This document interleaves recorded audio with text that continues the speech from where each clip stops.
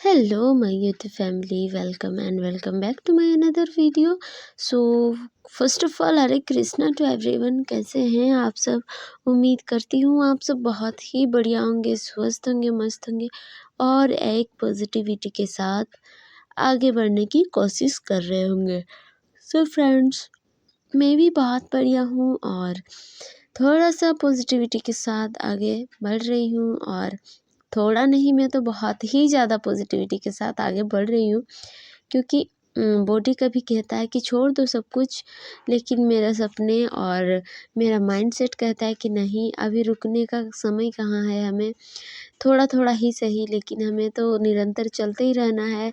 इसी सोच के साथ मैं हमेशा आगे बढ़ती हूँ और प्रयास कर रही हूँ कि जीवन में कुछ तो अच्छा हो जाए। सो फ्रेंड्स, ज़्यादा लेट ना करते हुए चलिए वीडियो को आगे बढ़ाते हैं। उठते साथ मैंने जो है थोड़ी सी फ़ोन चलाई, जैसा कि मैं हर रोज़ करती हूँ। लगभग आधा घंटा 40 मिनट का फ़ोन चलाने के बाद ही अच्छे से मेरी नींद खुलती है। अगर मैंने वो चीज़ नहीं किया तो फिर मैं दोबारा से चादर ओढ़ के सो जाती हूँ। तो हर एक का अलग अलग होती है चीज़ें कि मतलब कौन कैसा आदत बना के रखा है। हाँ, मेरी आदत थोड़ा सा गंदी है और ये गंदी आदत ही आप लोगों तक वीडियो पहुंचाती है। अगर मेरे पास ये आदत मैं नहीं रखूं तो फिर आप लोगों के पास वीडियो भी ना आए। सो फिर मैंने जो है थोड़ा सा अपने स्टडी टेबल को समेटा, क्योंकि बहुत ज़्यादा गंदे रहते हैं मेरे।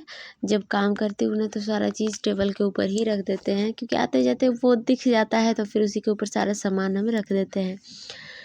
सब मैंने उठते साथ मतलब आज बहुत ज़्यादा पढ़ाई नहीं की, बिकॉज़ मैं थोड़ा सा लेट उठी थी तो फिर मैं नहीं कर पाई ज़्यादा पढ़ाई। और लगभग 30 मिनट्स की मैंने स्टडी की सुबह को।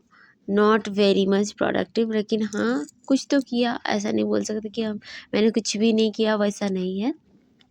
और मैं वकेब्स करने के बाद फिर सुबह हो गए थे, तो अब ज़्यादा देर तक मतलब बहुत ज़्यादा लेट तक हम नहीं रह सकते, घर में काम करना पड़ता है। तो यहाँ पर मैं जा रही थी फूल लेने के लिए और यहाँ पर देख सकते हैं मौसम कितना सुहावना है सुबह सुबह। सो मैं उन मौसम का आनंद भी ले रही थी और फिर मैं चली गई फूल तोड़ने के लिए। और यहाँ पर मुझे मिले काफ़ी सारे आज फूल थे। हर रोज़ ही रहते हैं, लेकिन उसकी अगर मुझे चाहिए तो थोड़ा सा जल्दी जाना पड़ता है। आज एक्चुअली फिर लाइट भी हो चुका था, लेकिन फिर भी मुझे मिला।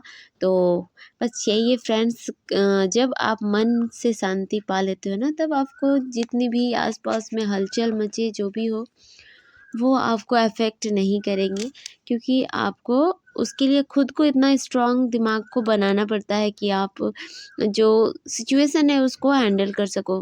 तो आज मैं बात करना चाहूँगी जो घरेलू हिंसा होता है। जैसे कि बहुत सारी लेडीज़ हैं, महिलाएं हैं, बहुत सारी हाउसवाइफ्स है, बहुत सारी वर्किंग वुमेन है जो काम करती है, घर के लिए भी कमाती है और घर भी चलाती है, साथ ही साथ अपना करियर भी बना रही है। उन सब के लिए बोल रही हूँ कि हर किसी को ना घर से सपोर्ट नहीं मिलता है। एक बात अगर आप देखें कि आप अगर मेरा लाइफ देखिएगा तो मुझे भी बहुत ज़्यादा सपोर्ट नहीं मिल रही थी। अभी मैंने अपने आप को इतना डेवलप किया कि मतलब मैंने मजबूर कर दिया कि नहीं भाई, मैं इतना कर सकती हूँ कि आप लोग को मुझे मेरी मदद करनी पड़ेगी। वो आपको करना है, वो काम है आपका कि लोग आपकी मदद करें, ये आपको सोचना है। कोई आपकी मदद क्यों करना चाहेगा? आप ये चीज़ सोचिए कि कोई आपको मदद क्यों करना चाहेगा? अगर आपसे उसे कुछ बेनिफिट नहीं मिलेगी तो फिर वो आपका हेल्प नहीं करेगा, क्यों ही करेगा?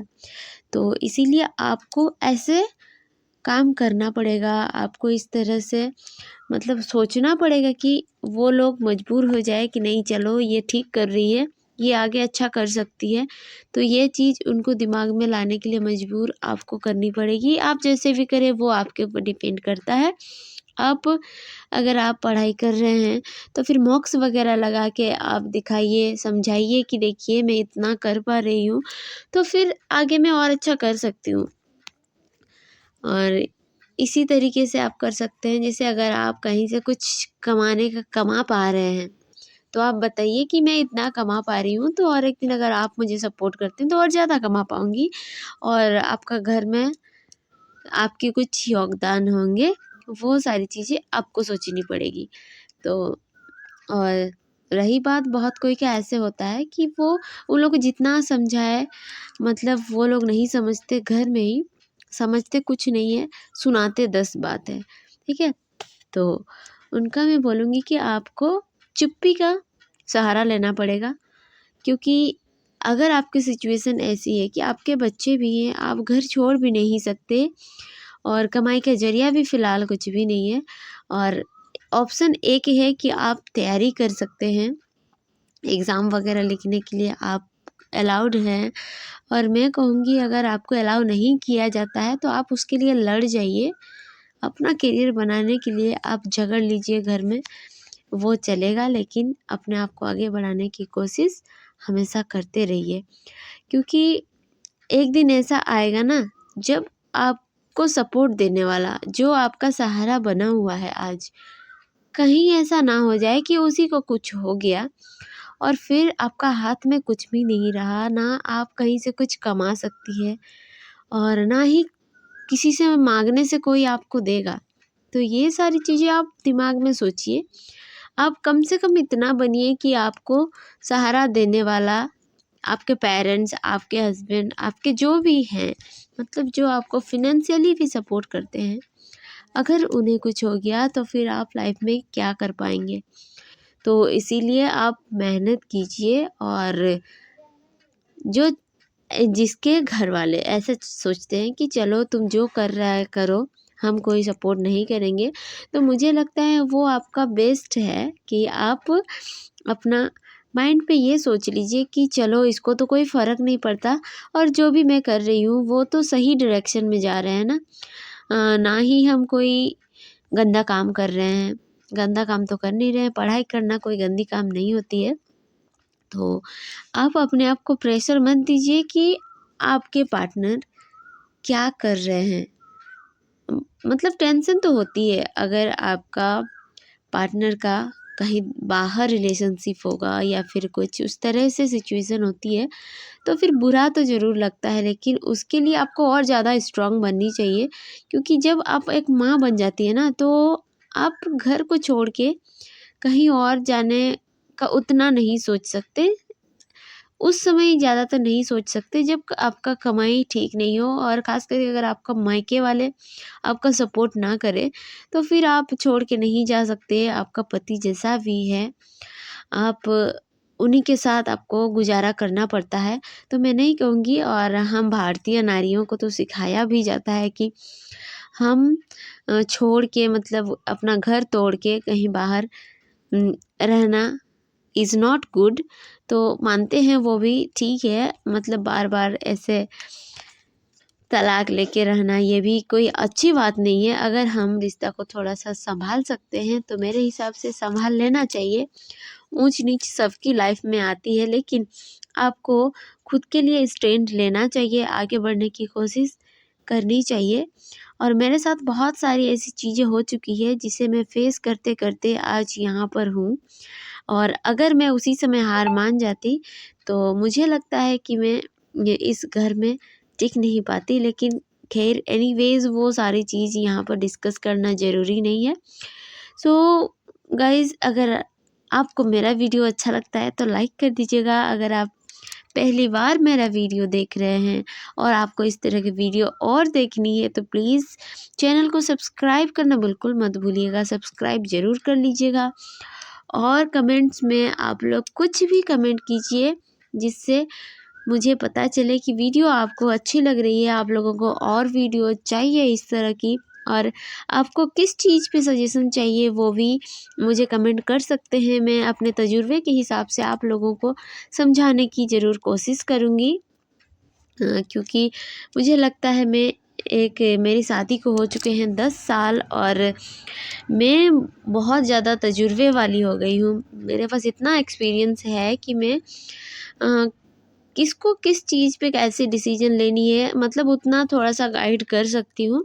क्योंकि जितनी कठिनाइयाँ मैंने झेली है, मुझे लगता है आप में से बहुत मतलब नाम मात्र के ही झेले होंगे। जो जितना आप फ़ोन पे देख सकते हैं, ये लाइफ लाने के लिए बहुत संघर्ष मुझे करनी पड़ी है। सो आप लोग बस मुझे सपोर्ट करिए, वीडियोस को देखिए, पूरा देखिए।